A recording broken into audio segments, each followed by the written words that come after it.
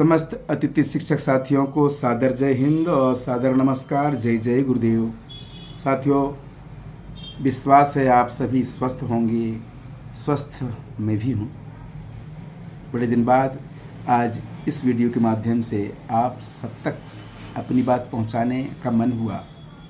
साथियों, दरअसल सभी पीड़ित हैं अतिथि शिक्षक व्यवस्था से, और पिछले समय या पिछले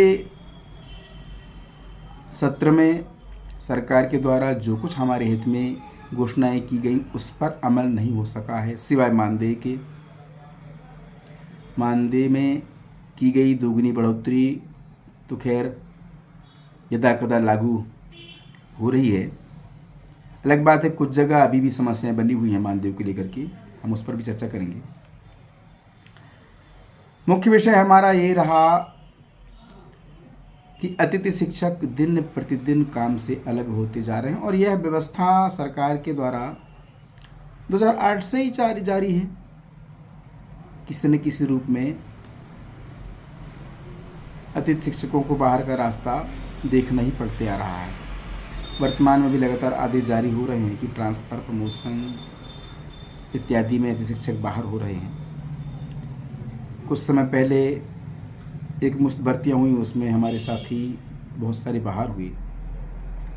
कुछ मेहनत कर साथियों ने मेहनत करके परीक्षाएं पास करी और मेरिट में नंबर लग गया, वो शिक्षक बन भी गए। उन सबको हम बहुत बहुत बधाइयाँ प्रेषित करते हैं।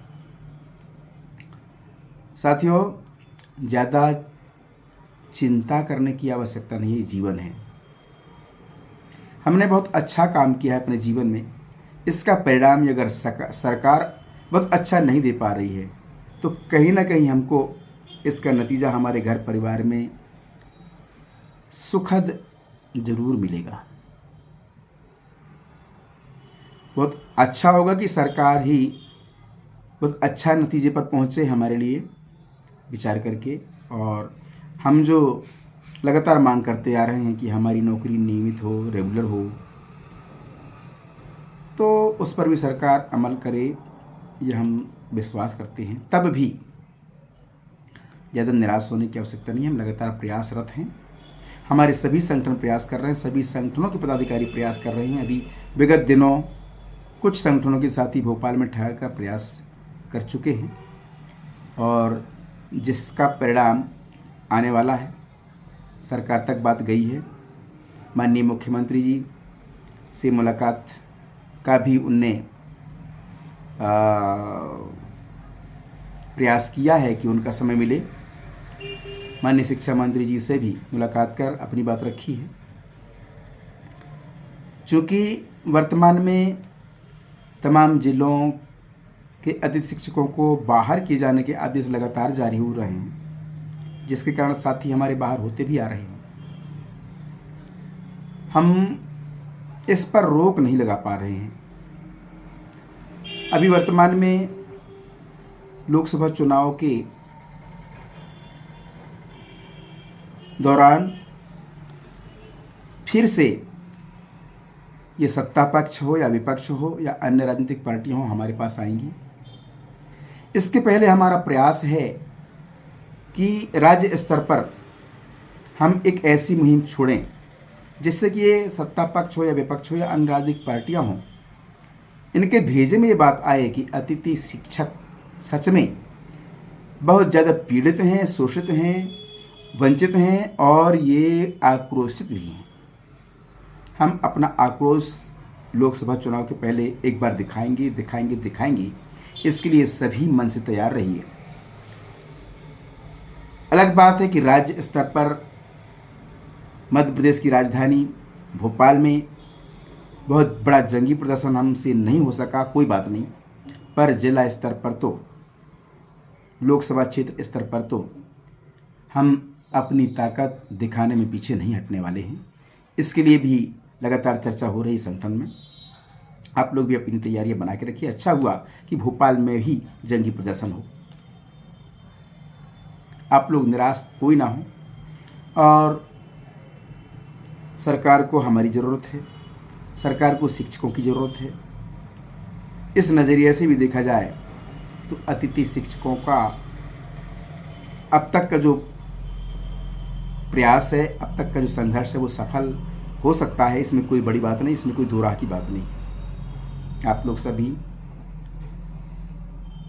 इसी बात को लेकर तंग ना हो, एक दूसरे पर छीटाकसी ना करें, टीका टिप्पणी ना करें। टीका टिप्पणी छीटाकसी करने का समय नहीं है, एक दूसरे को नीचा दिखाने का समय नहीं है। हम सब मिलकर अब तक संघर्ष करते आए, आगे भी करते रहेंगे। साथियों, कुछ जगह मानदेय को लेकर की विसंगतियां हैं। मानदेय 4-4, 5-5 महीने का कई जगह नहीं मिला है।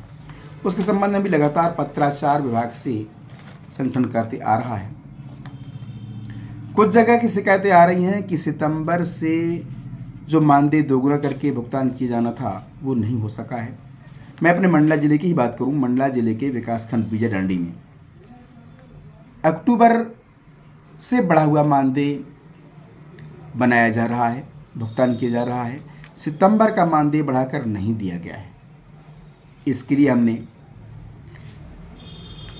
डीडीओ विकासखंड शिक्षा अधिकारी से बात की, स्थानीय अतिथि शिक्षक साथ ही बात की, मैंने बात करी। उनका कहना है कि वो जिला स्तर के आदेश का पालन नहीं करेंगे, उनको राज्य स्तर का आदेश चाहिए कि 1 सितंबर से बढ़ा हुआ मानदेय भुगतान किया जाना है। जबकि ऐसा नहीं है।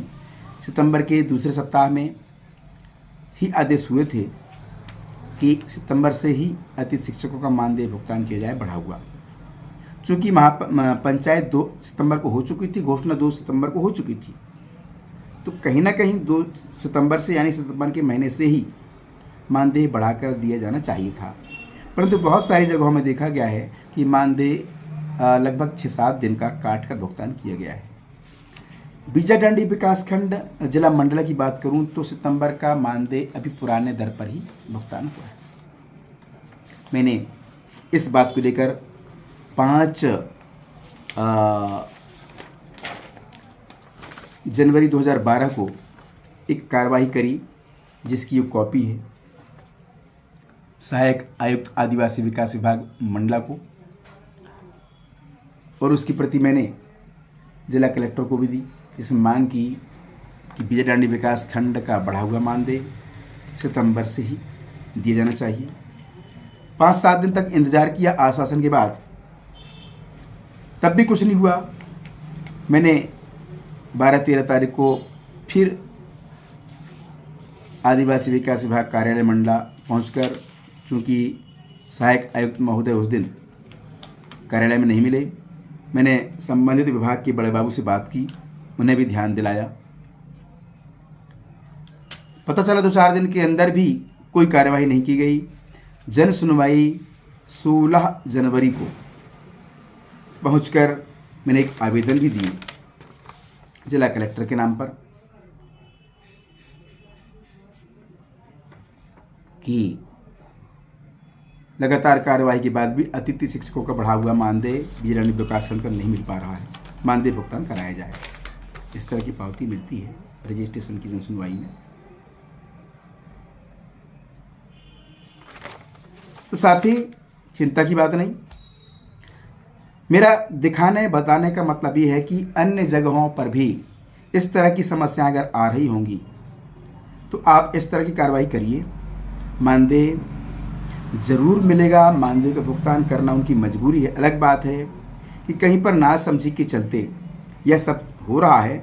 हम धीरे से प्रयास करें और हमारे हक में जो भी है वह हम लेकर छोड़ेंगे। वैसे तो हक में रेगुलर नौकरी भी, रेगुलर नियमितीकरण भी हमारा है, उसको हम नहीं ले पा रहे हैं, अलग बात है, पर वह भी हमारे हक में कहा जाएगा। मानदेय की बात जहाँ तक रही, इस तरह के अगर कहीं विटंबना है तो आप लोग कार्रवाई करते रहें जिला स्तर पर, ब्लॉक स्तर पर। और साथियों, बहुतायत जगहों से शिकायतें आ रही हैं ग्रुपों में कि कई जगह जुलाई से मानदेय नहीं मिला है, कई जगह 4 महीने का नहीं मिला है, कई जगह 4 महीने का, 3 महीने का, 2 महीने का। तो 2 महीने का तो हमारे मंडला जिले में भी अभी नहीं मिला था नवंबर दिसंबर का, पर आजकल से मानदेय आना हमारे साथियों के खाते में चालू हो गया है, जल्दी पूरा भुगतान हो जाएगा। पर जहाँ 4-4, 6-6 महीने का भुगतान नहीं हो पाया है, ऐसे जगहों में भी जिला स्तर के संगठन कार्रवाई करें।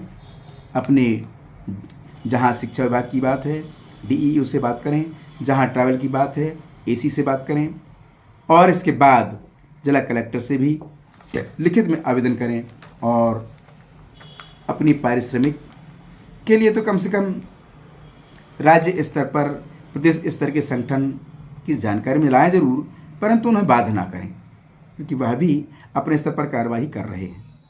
साथियों, मेरा निवेदन इतना ही था कि आप लोग इस तरह की छोटी छोटी कार्रवाइयाँ अपने स्तर पर करें, करते रहें, निराश ना हों। हम अपना संघर्ष जारी रखे हुए हैं, संघर्ष हमारा बंद हुआ नहीं है, हम सफलता की ओर जाएंगे जाएंगे जाएंगे, पूर्ण विश्वास है। बहुत जल्द हम सड़कों पर उतरकर फिर अपनी ताकत का एहसास इन राजनीतिक पार्टियों, इन सत्ताधारी पार्टियों को दिलाएंगे। साथियों, मेरी बात अगर आपको कहीं लगती हो कि मैंने कुछ गलत कह दी हो तो ध्यान ना दें, और हमको क्या करना चाहिए हमारे जीवन में, इस पर कुछ ज़्यादा चिंतन करने की आवश्यकता है। बस आज इतना ही, इसके बाद हम लगातार बने रहेंगे।